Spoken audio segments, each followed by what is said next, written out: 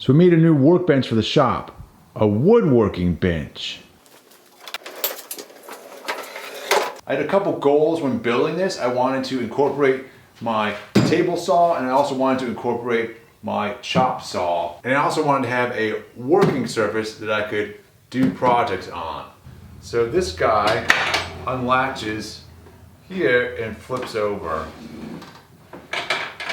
to reveal the chop saw. I might have done something slightly unique on this one in terms of the design of this flip top, and I'll show you that right now. Many of the other flip top tables I've seen on YouTube, in order to actually make the table flip, they utilize a rod that runs all the way through the flipping part of the table here.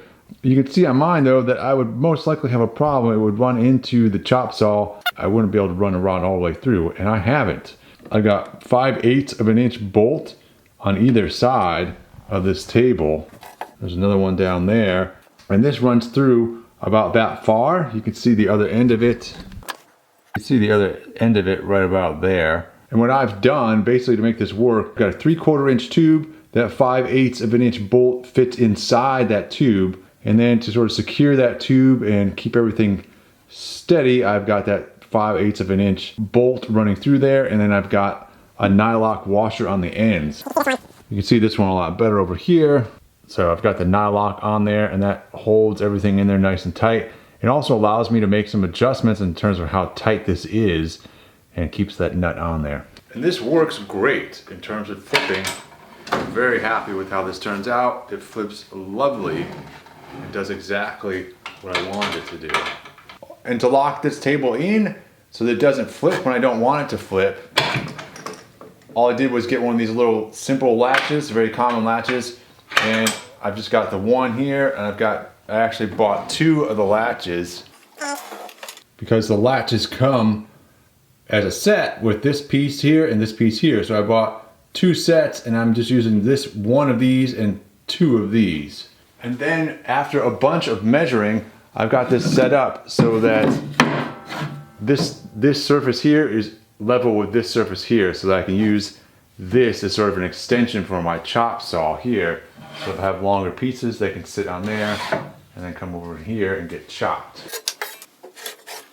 And then I also want to make sure that when I flip the table, this surface here is just slightly below this surface here, so that when I'm chopping something on the table saw, it slides over this table and slides over this very easily.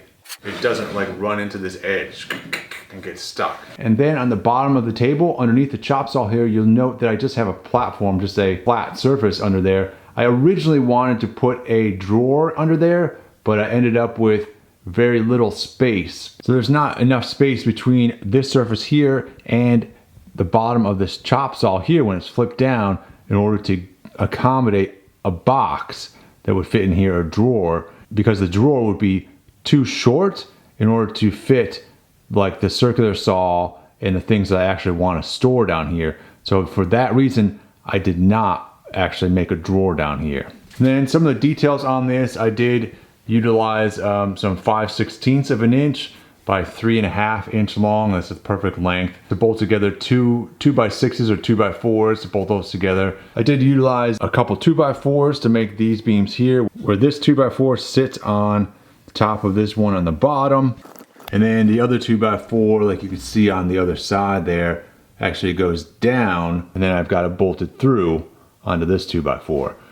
And then it comes up here, and I've got them notched out like this in order to accommodate for the other board that's going that way. And then it's off of this board, this 2x6, which supports our whole flipping mechanism. So I've got a very similar setup on this side, and that's what supports this flipping. In order to make this work and make it steady, those bolts help out a lot to keep those guys steady. And then also on this thing, this box is also screwed into here and screwed into the bottom, so that helps stabilize this end a little bit. I also tried doing some box joints on here, or finger joints, and I do like the way that looks. I realize it's not the neatest because these are slightly recessed, where ideally it would be nice and flush. But for my first time doing it, I'm pretty happy with how this turned out. And then if we rotate this guy around, I've got it on 4-inch casters so that I can roll this thing out in the driveway. I've got storage for my shop vac under here, And there's also a table extension that I plan at some point.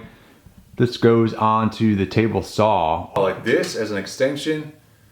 And at some point I'll make a hinge so that this thing just hinges down and stays there. And then I'm also planning on drilling a hole in the bottom of this section right here, like up into here somewhere. I'll drill a hole so that the shop vac itself, so I can stick this guy up in there. And then when I'm running the table saw, I can have the shop vac just sucking the dust out. The electrical cord for the table saw is just zip tied over on this end, and so that I can plug an extension cord into this thing, because I mainly plan on using this thing out in the driveway. And so I'll just wheel the table out there, run an extension cord out, and plug this thing in. And then on the chop saw, I just got this very simple, again, zip tied this electrical cord to the table itself, so I can go ahead and plug this into an extension cord when I'm using the chop saw in the driveway. And then also on the chop saw, we've got the little tools for adjusting the chop saw are held onto the tabletop right here, just very simply using a spring.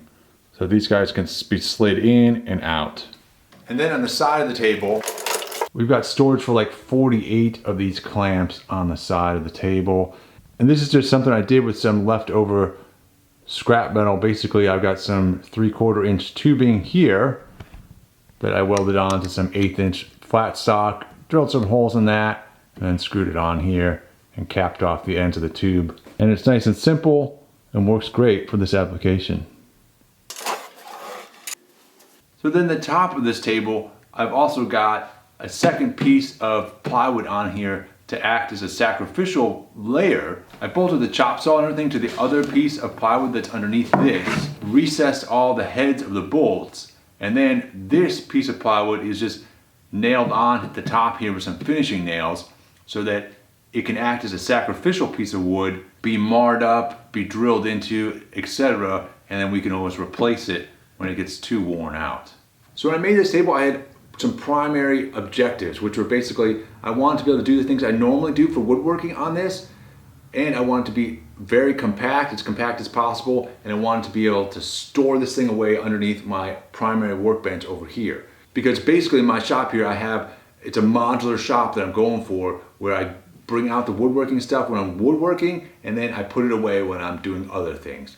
So this workbench will allow me to do the chop saw, the table saw, glue ups, and sanding. And those are basically all I usually do for woodworking around here. It's got some room for additional refinement in terms of I can make some little drawers and things that go over here next to the shop vac, and possibly some other hangers that go underneath the table that allow me to store additional items, some smaller things, maybe sandpaper and stuff like that, maybe router bits. That'll help organize and bring together a lot of my woodworking equipment into this one space, which is really what I was going for as well on this table build. So I'm hoping that this video is helpful to somebody else out there in terms of giving you ideas that might help you make your table even better than this one. This is certainly very simple. It's not the prettiest table, I recognize that, but I'm totally happy with this. I usually don't go for pretty so much as I go for functionality. So thanks for watching this video.